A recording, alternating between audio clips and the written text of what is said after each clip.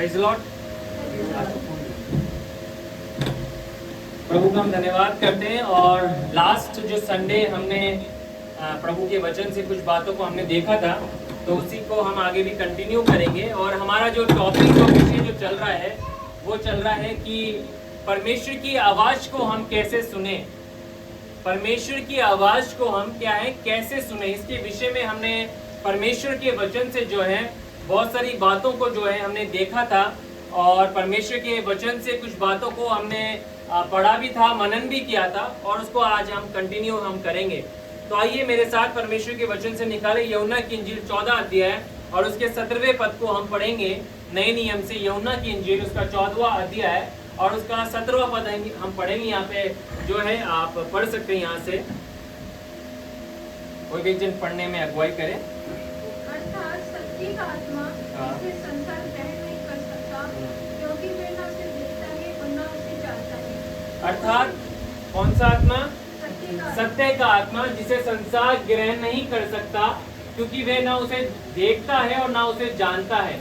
तुम उसे जानते हो क्योंकि वह तुम्हारे साथ रहता है और तुम में होगा, है ना। अब यीशु मसीह जो इस बात को कह रहे थे, उस समय पवित्र आत्मा जो है उतरा नहीं था, और पवित्र आत्मा के विषय में यीशु मसीह कह रहे थे कि वो तुम्हारे साथ है। यानी कि यीशु मसीह अपने आप के से संबंधित कुछ बातों को बता रहे थे, पवित्र आत्मा से संबंधित कुछ बात को बता रहे थे, और वो कह रहे थे कि वे अभी तुम्हारे साथ है, मगर आने वाले समय पेंतिकुस्त के दिन वो क्या होगा, जब पवित्र आत्मा उतरेगा, जब मैं पिता से विनती करूंगा, वो सहायक को वो भेजेगा, वो क्या होगा, तुम में बसेगा, तुम में वास करेगा। तो दूसरा बिंदु जो हमने देखा था और उसको देख के हमने अंत किया था लास्ट संडे, वो ये था कि हम पवित्र आत्मा के द्वारा परमेश्वर की आवाज को क्या है सुनते हैं।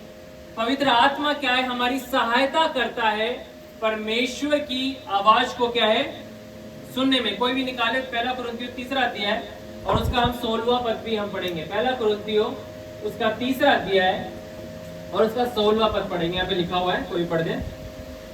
क्या तुम नहीं जानते कि तुम परमेश्वर का मंदिर हो और परमेश्वर का आत्मा तुम में वास करता है। अब परमेश्वर अपने वचन के द्वारा इस बात को बता रहा है कि तुम नहीं जानते क्या कि तुम क्या हो, तुम परमेश्वर का मंदिर हो। और ये मंदिर ऐसा मंदिर नहीं है जो मनुष्य के द्वारा बना है, मगर ये परमेश्वर के द्वारा रचा गया हुआ मंदिर है। और वो मंदिर तुम हो, और तुम में जो है परमेश्वर का आत्मा क्या है वास करता है। और जब परमेश्वर का आत्मा हमारे हृदय में, हमारे जीवन में वास करता है, तो क्या है, वो हमारे से बातचीत करेगा। अब तक पुराने नियम के अंदर लोगों ने परमेश्वर की आवाज को सुना और परमेश्वर की आवाज को बाहरी रूप में सुना।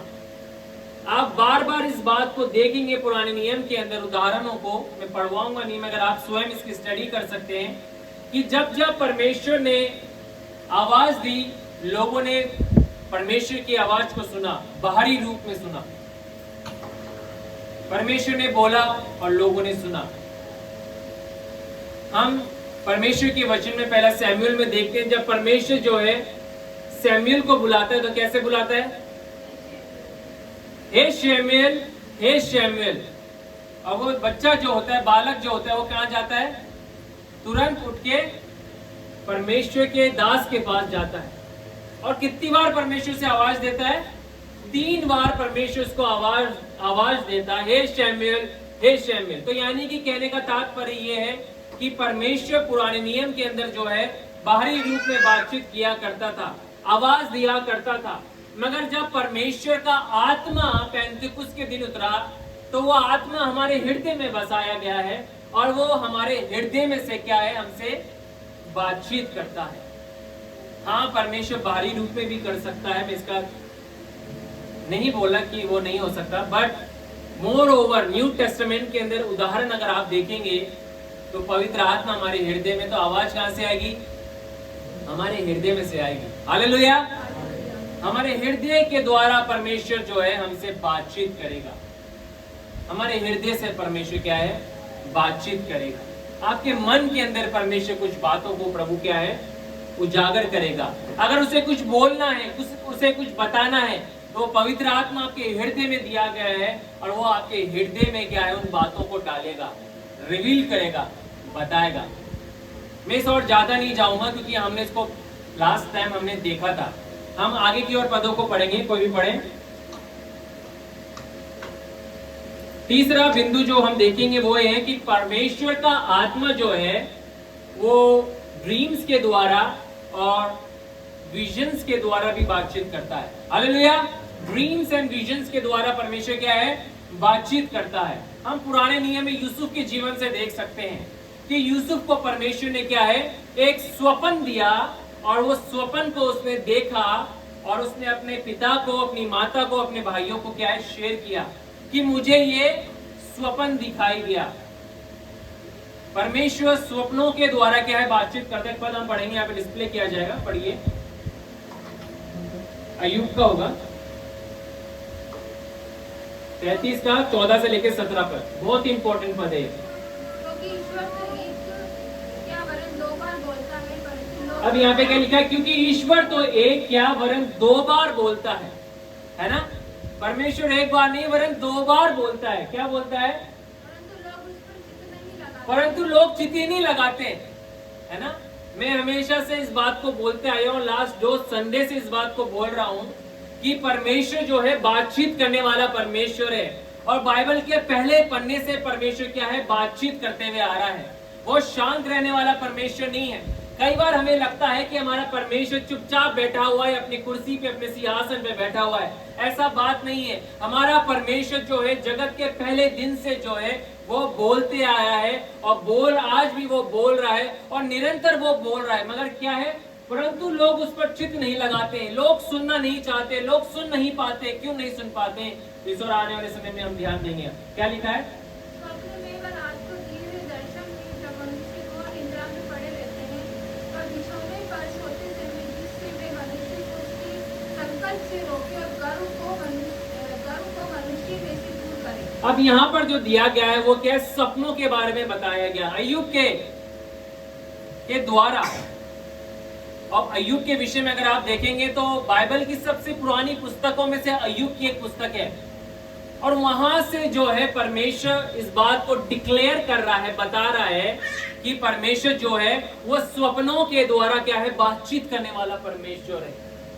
कई बार मनुष्य जब परमेश्वर की आवाज को सुन नहीं पाता है तो परमेश्वर के बहुत सारे मीडिया में अपने संदेश को, अपनी योजना को, अपनी बातों को जो है वो अलग अलग प्रकार से, अलग अलग रीति से क्या है वो प्रकट करता है। और उसमें से एक मीडियम क्या है, स्वप्न, सपनों के द्वारा, ड्रीम्स के द्वारा वो क्या है बताता है अपनी बातें। और विजन्स के द्वारा निकालें कोई भी पेज तो काम उसका हम निकालेंगे, सॉरी मत्ती निकालेंगे 1 अध्याय और उसका 20 पद हम पढ़ेंगे।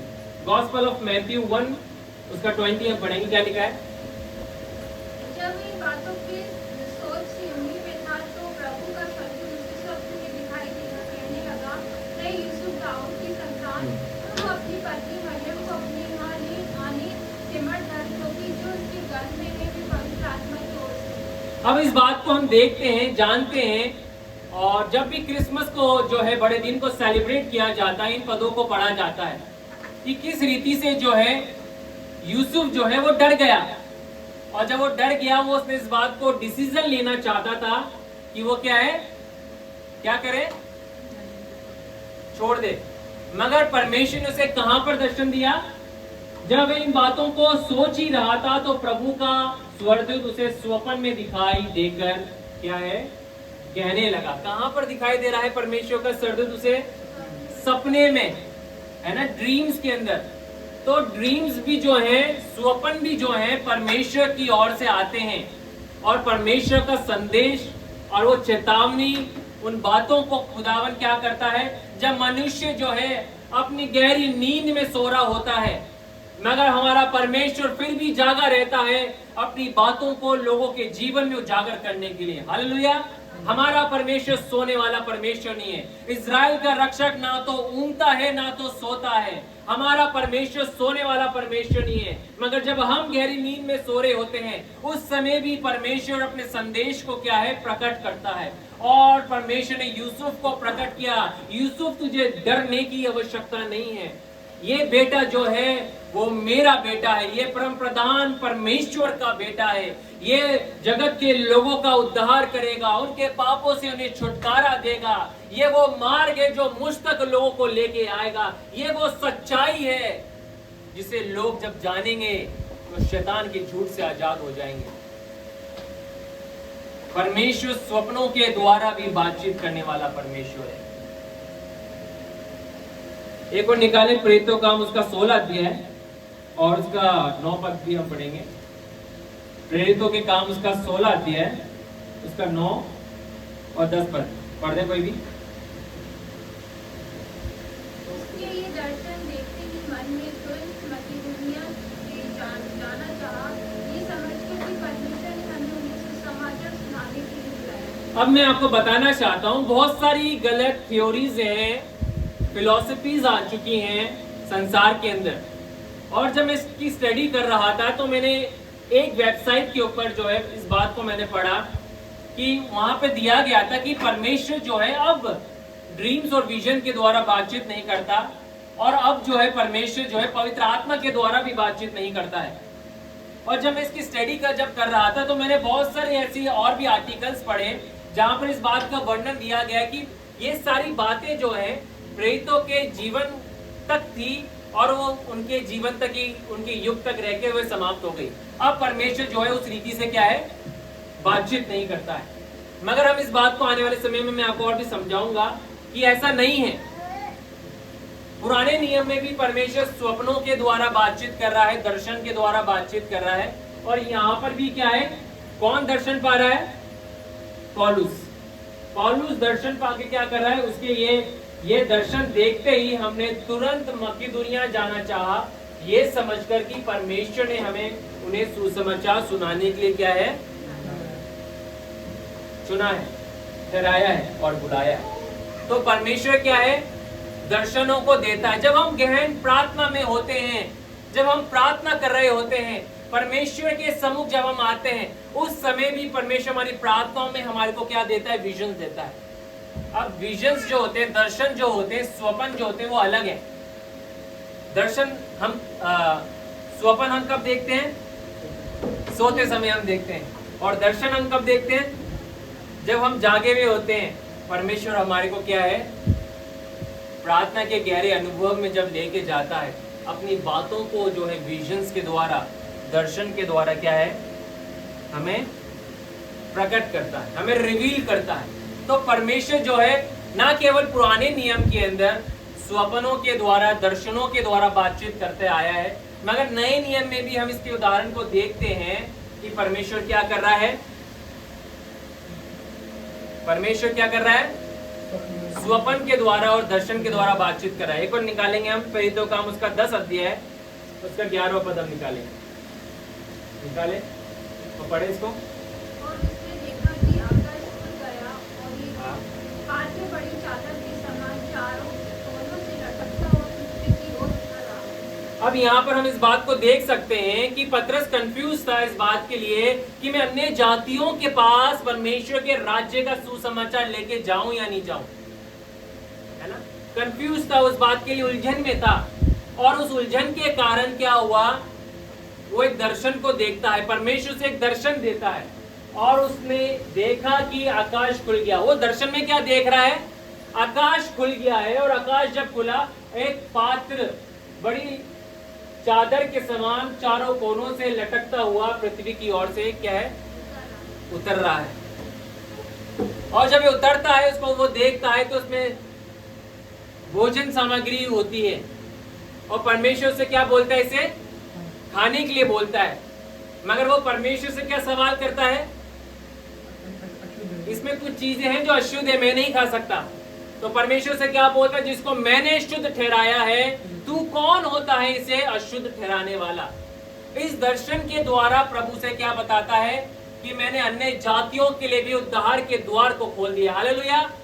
अगर पतरस इस दर्शन को नहीं देखता तो मेरे प्रियो आज हम परमेश्वर के सुसमाचार को नहीं सुन पाते। परमेश्वर का अद्भुत बहुमूल्य संदेश और वचन हम तक कभी भी नहीं पहुंचता अगर पतरस इस दर्शन को नहीं देखता। मगर पतरस को परमेश्वर ने समझाया, उसे बताया, तिमोथी को बताया परमेश्वर ने। हम इस बात को देख सकते हैं परमेश्वर के वचन के द्वारा। थोमा को बताया कि तुझे अन्य जातियों में भी जाना है।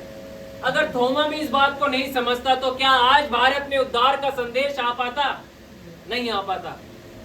परमेश्वर जो है दर्शनों के द्वारा बताता है, रिवील करता है, उन्हें सिखाता है, उनके डाउट्स को क्लियर करता है, उनके कॉन्शियस को क्लियर करता है कि नहीं, मैंने उद्धार का सुसमाचार हर एक जाति के लिए रखा है, हर एक लोगों के लिए रखा है। ये जाति और धर्म जो है मनुष्य ने बनाया है, परमेश्वर ने नहीं बनाया। परमेश्वर जब अपने सिंहासन से देखता है तो परमेश्वर अपने लोग समझ के देखता है, अपनी रचना समझ के देखता है कि ये इंसान जो है मेरी एक रचना है, मेरी एक रचना है। और परमेश्वर ने पतरस को इस बात को क्लियर किया एक दर्शन के द्वारा। तो परमेश्वर क्या है? दर्शन के द्वारा भी बातचीत करने वाला परमेश्वर है, स्वप्नों को देख के भी बातचीत करने वाला परमेश्वर है। क्या आपने इस बात का अनुभव किया कि परमेश्वर ने कभी आपको स्वप्न दिए या दर्शन दिए? कई ऐसे प्रचारक हैं, कई ऐसी टीचिंग्स हैं जो इस बात का खंडन करती हैं। मगर मैं आपको बताऊं, अगर ऐसा होता, अगर नए नियम में परमेश्वर ने इसको पूरा ही बंद कर दिया होता तो हम इसको क्या है, पतरस के जीवन में नहीं देखते, पौलुस के जीवन में नहीं देखते हम। मगर परमेश्वर ने इन तमाम मीडियम्स को खोल के रखा है। आज भी अगर आप देखेंगे यूट्यूब के ऊपर, मैंने बहुत सारी ऐसी गवाहियां सुनी है। सऊदी अरब के अंदर जो है, अरेबिया के अंदर जो है, वहां पर परमेश्वर जो है बहुत सारे लोगों को दर्शन दे रहा है।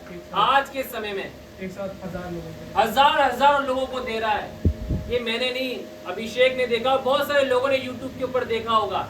आप देखिए, सर्च करिए कि आज परमेश्वर अंत के समय में बहुत सारे लोगों को जो है क्या है, अपने दर्शनों को दे रहा है, रिवील कर रहा है।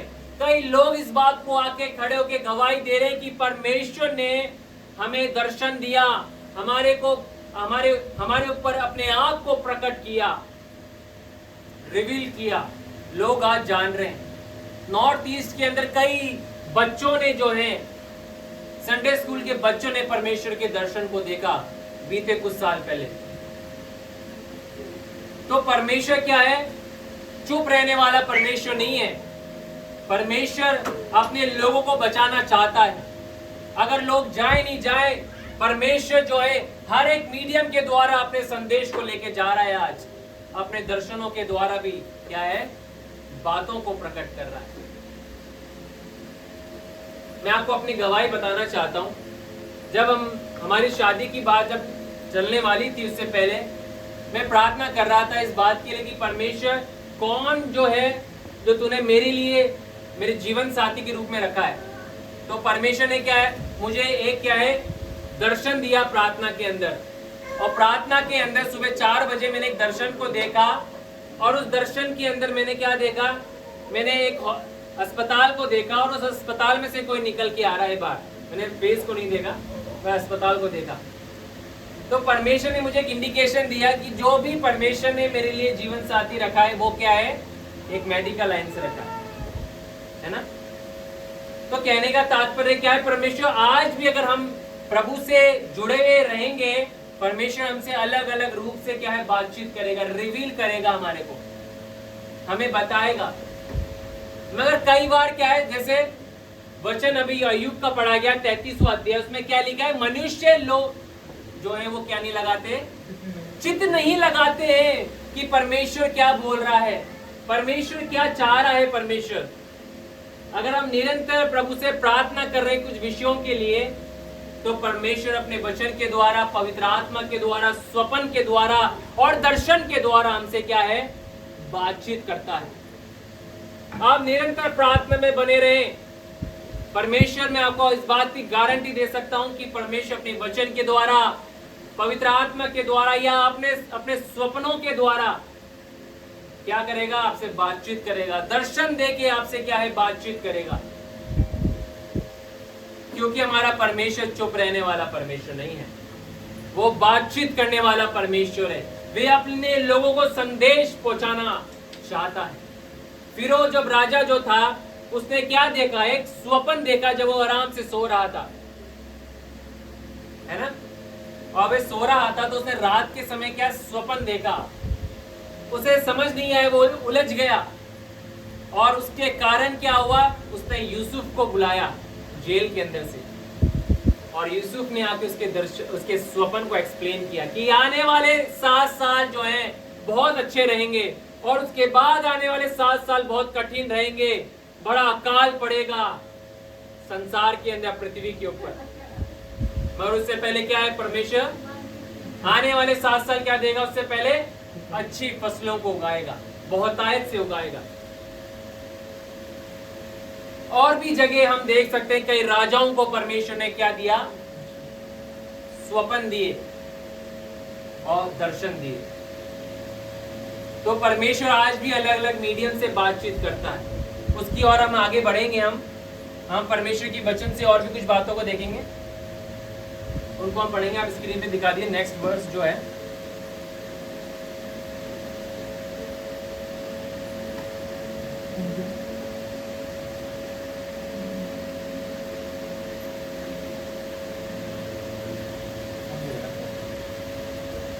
और भी वचनों को हम देखेंगे। मरकुस नहीं, ये वाला बाद में देखेंगे, ये वाला हम बाद में देखेंगे। तो अभी हमने 3 मीडियम्स को हमने देख ली जो परमेश्वर जो है बातचीत करता है। पहला मीडियम क्या है? पहला तरीका क्या है? प्रभु अपने सर्वश्रेष्ठ जो है अपने वचन से बातचीत कर सकता है और करता है, निरंतर अपने वचन से बातचीत करता है।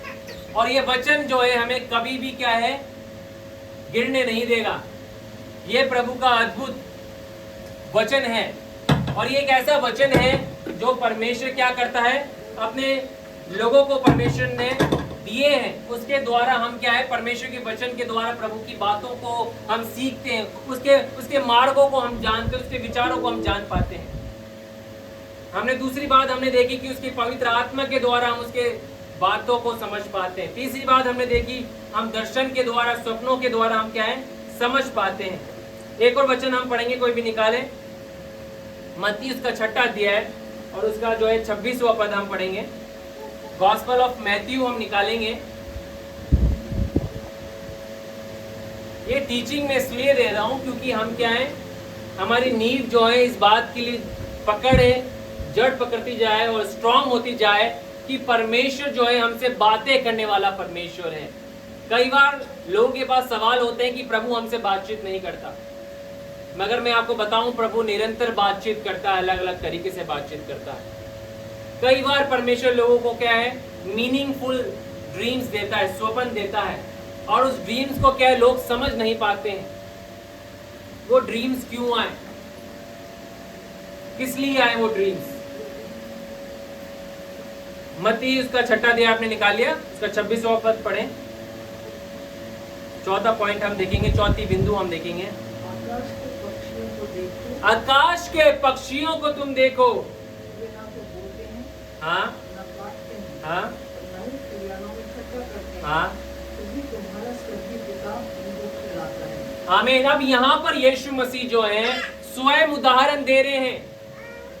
अब चौथी बात जो मैं आपको शेयर करना चाहता हूँ, चौथा तरीका वो ये है कि परमेश्वर अपनी सृष्टि के द्वारा भी क्या है? बातचीत करता है। हालेलुया। अगर हम ध्यान दें तो परमेश्वर के तरीकों को हम क्या है? परमेश्वर की बातों को भी, सृष्टि को देख के भी हम क्या है? समझ सकते हैं। इस सृष्टिकर्ता के विचारों को हम क्या है? हम समझ सकते हैं। कैसे? उसकी अद्भुत वंडरफुल क्रिएशन को देख के, उसकी सृष्टि को देख के हम समझ सकते हैं। और यहाँ पर यीशु मसीह उदाहरण दे रहे हैं कि जाओ, बाहर जाओ और देखो। आगे जाके यीशु मसीह एक और उदाहरण देते हैं। क्या एक उदाहरण है वो? कि सुलेमान ने तो ऐसे कपड़े भी नहीं पहने जिस प्रकार के कपड़े परमेश्वर इन फूलों को पहनाता है। पढ़ें क्या लिखा है, उसके आगे पढ़ते जाएं 27 से।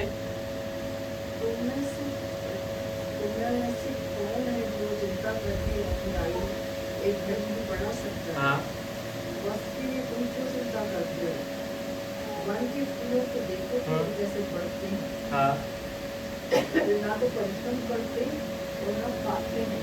यस। इसलिए मैं तुमसे कहता हूँ कि सुलेमान भी अपने सारे वैभव में उनमें से एक के समान वर्ष पहले हुए नहीं था। अब सुलेमान इतना धनवान राजा था, इतना वैभव वाला राजा था, इतनी सामर्थ्य वाला राजा था, इतना बुद्धिजीवी था, और परमेश्वर ऐसे बुद्धिजीवी व्यक्ति के लिए भी क्या कह रहा है कि उसने भी अपनी महिमा में ऐसे वस्त्र नहीं पहने जिस प्रकार की शोभा जो परमेश्वर वन के फूलों को देता है। हालेलुया।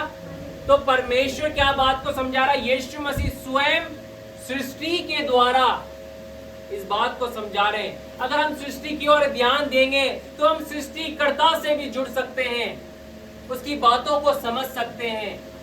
अरे इन चिड़ियों को देखो, ये तो कुछ बटोरती नहीं है, इकट्ठा नहीं करती है, मगर तुम्हारा स्वर्गीय पिता इन्हें भी तृप्त करता है, इनका भी ध्यान करता है, तो क्या तुम्हारा ध्यान नहीं करेगा? हम कितनी चिंताओं के अंदर अपने जीवन को जीते हैं, एक एक पल में हम क्या है, अपनी जीवन के इतने क्षण जो है चिंताओं के अंदर डूब जाते हैं। आज संसार में कई हजारों हजार लाख लोग जो हैं चिंताओं के अंदर डूबे हुए हैं, परेशान हैं इस बात के लिए कि आने वाला समय कैसा होगा, क्या हमारे जीवन के अंदर घटेगा।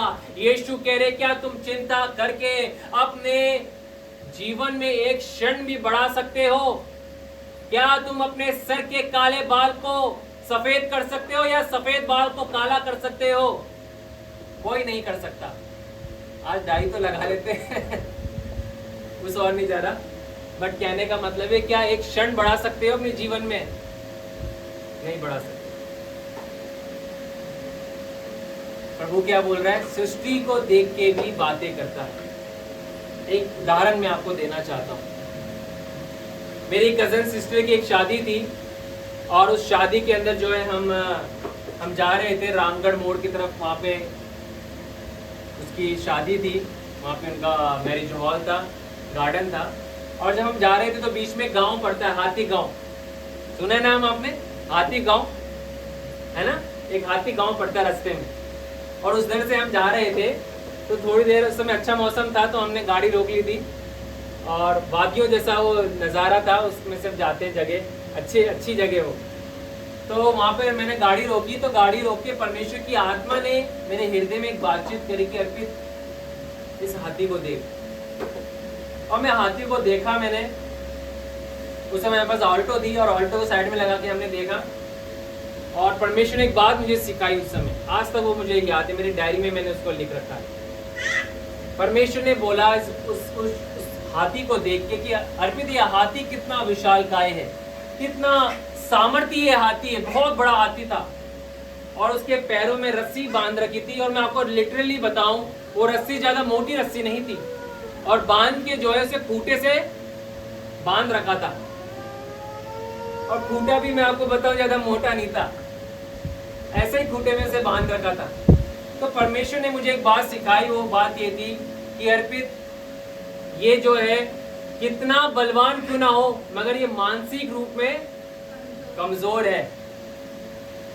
कितनी शक्ति इसके पास है, ये चाहे तो अपनी एक टांग खींच के इस रस्सी को उस खूंटे में से निकाल सकता है, उस खूंटे को जो है उखाड़ सकता है अगर वो चाहे तो। इतना बड़ा हाथी था, कमजोर हाथी नहीं था, ताकतवर हाथी था, मगर क्या उसकी मानसिकता कमजोर है, मानसिक रूप में कमजोर है कि मुझे बांध दिया, बस यही मेरा जीवन है, जितनी डोरी ये मुझे अलाउ करेगी उतना ही मैं चल के आ सकता हूँ। मगर वो चाहे तो आराम से उखाड़ के घूम सकता है, जा सकता है। ऐसा ही मनुष्य हो गया है, उसकी मानसिकता कमजोर हो गई है। अगर हम संसार में सृष्टि को देखेंगे तो इस बात को समझ पाएंगे कि उसके द्वारा भी प्रभु हमसे बातचीत करता है, हमें सिखाता है, हमें एक्सप्लेन करता है, हमें बताता है।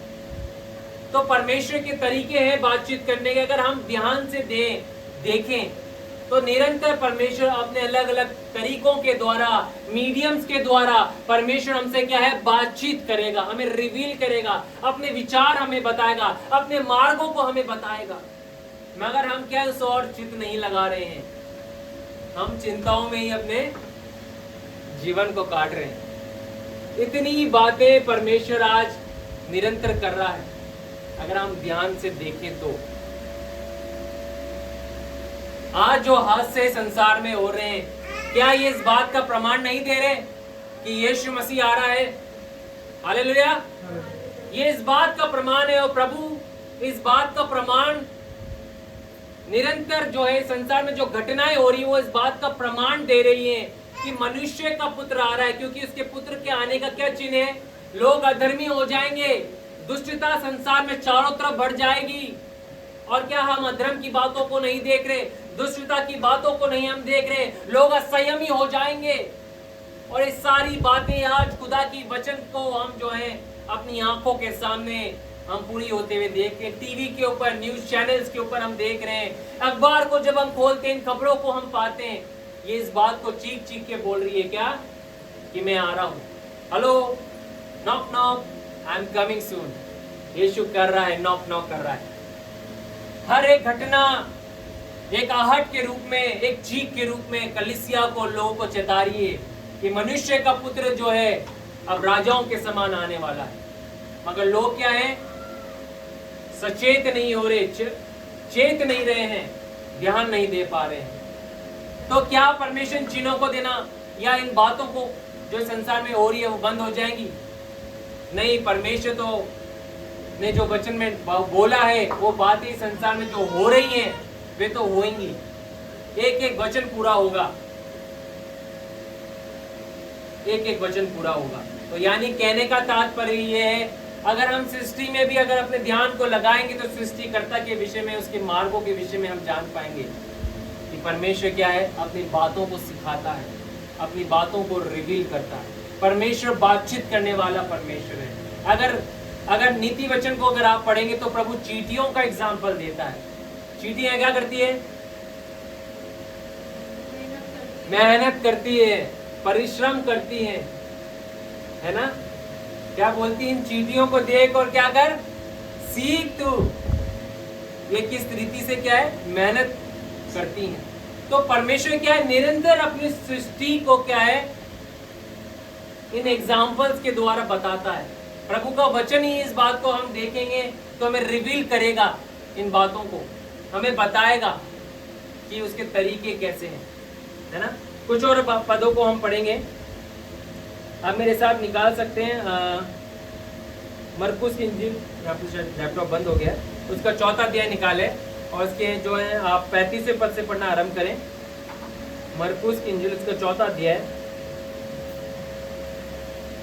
उसी दिन जब सांझ हुई तो उसने चेलों से कहा, आओ हम पार चलें।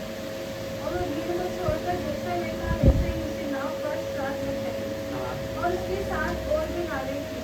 तब बड़ी आंधी आई और लहरें नाव पर यहाँ तक लगी कि वे पानी से भर जाती थीं। पर वे दूसरे भाग में गति पर सो रहा था। तब उन्होंने उसे जगाकर उससे कहा, हे गुरु, क्या तुझे चिंता नहीं कि हम नष्ट हो जाते हैं? अब यहाँ पर हम इस बात को देख सकते हैं। 5वीं बात जो मैं बताना चाहता हूँ कि परमेश्वर जो है हमारी परिस्थितियों के द्वारा बातचीत करता है। जिन परिस्थितियों में से जब हम होके जाते हैं उनके द्वारा भी परमेश्वर हमें क्या है, अपनी बातों को रिवील करता है और हमारी सहायता करता है कि हम अपनी परिस्थितियों के द्वारा भी जो है उस जीवते परमेश्वर की खोज करें और उसके जीवते परमेश्वर की बातों को समझें, उसके मार्गों की पहचान हम करने पाएं। अब 6 लोग जो यीशु मसीह के साथ हैं और यीशु मसीह के सब जब वे साथ होके जा रहे हैं तो वो एक मछुआरे हैं। पहली बात तो उन्होंने कई आंधी तूफान अपने जीवन में देखे होंगे, वे अनजान नहीं होंगे। मगर ये आंधी तूफान बहुत ही अलग था, बहुत ही भयानक रूप में आया। उनकी नावें डूबने जैसी हो रही थी, पानी भर रहा था और वे डर के तुरंत यीशु मसीह के पास गए और यीशु मसीह को पास जाके उठाया और कहा, हे गुरु, तुझे कोई हमारी चिंता नहीं है? देख हम नष्ट हुए जाते हैं। यीशु तुरंत उठा और उस आंधी और तूफान को डांटा और वहां पर बड़ा चैन हो गया, है ना, शांति वहां पर हो गई। चेले लोग क्या बोलते हैं 41वें पद में पढ़िए, 41 में क्या बोल रहे हैं? वे अत्यंत भयभीत हो गए हैं। आपस में क्या कह रहे हैं? आखिर ये है कौन? कि आंधी और लहरें भी इसकी क्या मानती है? आज्ञा को मानती है। आपको बताना चाहता हूं, जब वो परेशानी में से होके जा रहे थे, तकलीफ में से होके जा रहे थे, और जब यीशु ने डांटा, बड़ा चैन हो गया, तो उनके अंदर एक सवाल आया, क्वेश्चन मार्क आया, ये कौन है भाई जिसकी ये सृष्टि कहना मान रही है? ये कोई साधारण मनुष्य नहीं है, ये कोई साधारण इंसान नहीं है, ये कौन है? हमने तो आज तक ऐसे व्यक्ति के विषय में नहीं सुना।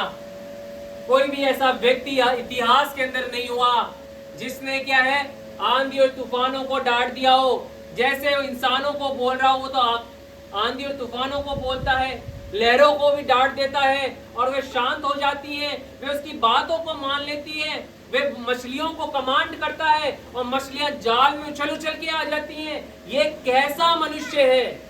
इसके पास ऐसी अथॉरिटी कैसी आई? तो परमेश्वर क्या है, परिस्थितियों के द्वारा हमारी सहायता करता है कि हम जीवते परमेश्वर को क्या है, जानने पाए। उनके अंदर ये सवाल आया, अरे यार ये व्यक्ति कौन है? ये व्यक्ति कौन है? ये व्यक्ति कौन है जिसकी सृष्टि भी क्या है, आज्ञा को मान रही है? तो इस बात को आने वाले वक्त में समझ पाते हैं।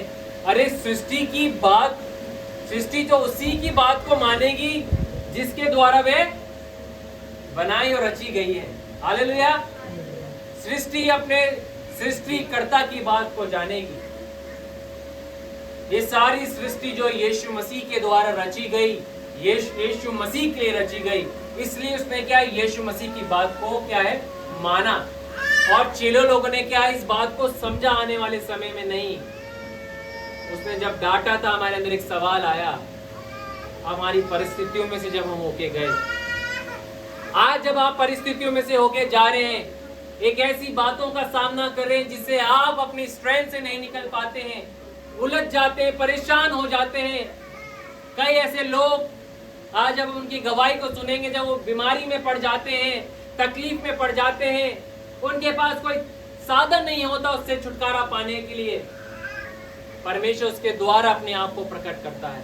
उन परिस्थितियों में बातचीत उनसे करता है कि मैं हूं जो तुम्हें इससे बचा सकता है, मैं हूं जो तुम्हारी सहायता कर सकता है, मैं वो परमेश्वर हूं जो तुम्हारी बीमारियों को ठीक कर सकता हूं, मैं वो परमेश्वर हूं जो तुम्हारी हर एक आर्थिक दशा को सुधार सकता हूं, मैं वो परमेश्वर हूं जो तुम्हारे संबंधों को ठीक कर सकता हूं, मैं वो परमेश्वर हूं जो तुम्हारी हर एक निर्बलताओं में तुम्हें बलवान में कर सकता हूं, मैं वो परमेश्वर हूं जो तुम्हारी हर एक दुविधा को मैं दूर कर सकता हूं, मैं वो परमेश्वर हूं। जब हम परिस्थितियों में से होके जाते हैं, हम परमेश्वर के निकट आते हैं और हम परमेश्वर को क्या है, जान पाते हैं।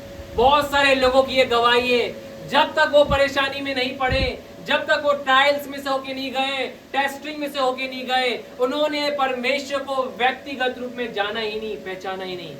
मगर बहुत सारे परिवार जब ऐसी दुविधाओं में से होके गए, उन्होंने जाना कि जीवता परमेश्वर कौन है। जब उन्होंने पुकारा, हे परमेश्वर तू कौन है, हम पे अपने आप को प्रकट कर, और तब परमेश्वर अपने आप को उनके ऊपर क्या है, प्रकट करता है।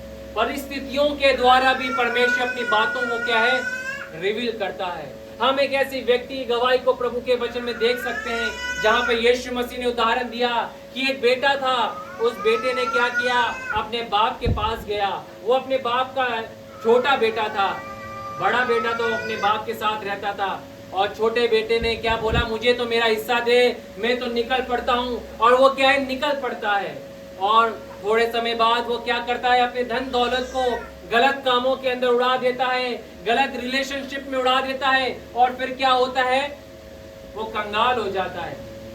और जब कंगाल होता है, उसी क्षण, आप प्रभु के वचन की खूबसूरती देखिए, उसी क्षण क्या होता है, अकाल भी पड़ता है। उससे पहले नहीं पड़ा अकाल, कब पड़ा? जब उसकी सारी धन दौलत समाप्त हो गई। और जब समाप्त हो जाती है, अकाल जब पड़ता है, उसकी दशा और खराब हो जाती है। वो सुअरों को खाना क्या है, खाने लग जाता है, सुअरों के साथ रहने लग जाता है, उनकी दुर्गंध उसके कपड़ों में आने लग जाती है ना। और बहुत सारे लोग चाहते भी थे इसकी हालत ऐसी हो, और उसकी हालत वैसी हो जाती है। और उन परिस्थितियों में जब वो पड़ा होता है, वे अपने आप से बातचीत करता है। जब भी हम परेशानी में से होके जाते हैं, हमारी परिस्थिति कठिन हो जाती है, हमारे अंदर सवाल आने लग जाते हैं, खुदा ऐसा क्यों मेरे साथ हो रहा है। हम अपने आप से बातचीत करने लग जाते हैं। अगर हम परमेश्वर को नहीं जानते तो हमारे अंदर सवाल आता है, ईश्वर तू कौन है, क्यों मेरे साथ ऐसा हो रहा है, क्यों हम इन बातों का सामना कर रहे हैं। वो व्यक्ति भी अपने आप से बातचीत करने लग जाता है, और वो क्या कहता है कि मेरे पिता के घर के अंदर जो नौकर है, उनको भी मेरे से अधिक क्या है, भोजन मिलता है। उनके भोजन जो वे करते उससे अधिक उन्हें भोजन मिलता है, और मैं यहाँ पे सुअरों का खाना खा रहा हूँ। वो बातचीत करता है, अपने कॉन्शियस के अंदर आता है।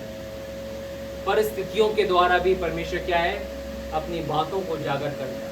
वो अपने आप से बोलते हैं, नहीं मैं उठूंगा, और कहते कि हे पिता, मैंने स्वर्ग के विरोध में और तेरे विरोध में क्या किया है, पाप किया है। वो उठ के जाता है, और बाप उसका पहले से इंतजार कर रहा होता है। आज भी परमेश्वर जो है इंतजार कर रहा है अपने सृष्टि का, अपने लोगों का, विश्वासियों का, जो लोग उसे छोड़ के चले गए हैं। परमेश्वर आज भी वहीं खड़ा हुआ है, उनका इंतजार कर रहा है, उनको बुलाहट दे रहा है, उनको बुलावा दे रहा है। परिस्थितियों के द्वारा उन्हें बता रहा है कि देखो तुम्हारी हालत क्या है, तुम्हारी परिस्थितियां कैसी हो गई हैं, तुम्हें मेरे पास लौट आने की आवश्यकता है।